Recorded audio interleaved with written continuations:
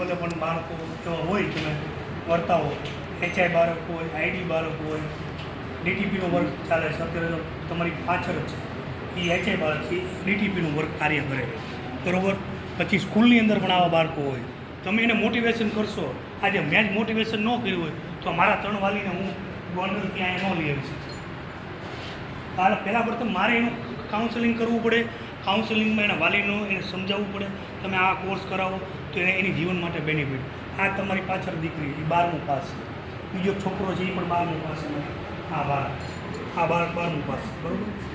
પણ 12 સુધી એને પહોંચવાની અંદર એના મમ્મીએ અમે એટલું થયું. પણ હવે પછી શું કરે, એને કોઈ પણ પ્રકારનું માર્ગદર્શન ન હોય તો એ ગામમાં બેઠો રહે, ચોરાની અંદર બેઠો રહે કે કાંઈ બીજી કોઈ એક્ટિવિટીઝ ન કરે.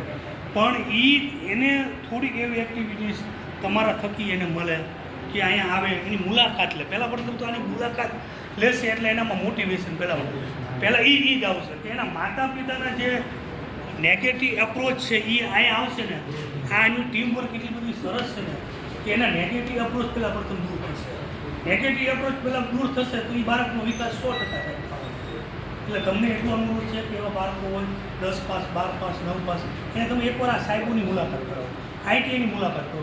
આ એટલા બધા ફ્રેન્ડલી અને એની સાથે એટલી રીતે વાત કરશે ને, બાળક જેમ જેમ અહીંયા આવશે એમ એનો વિકાસ થશે.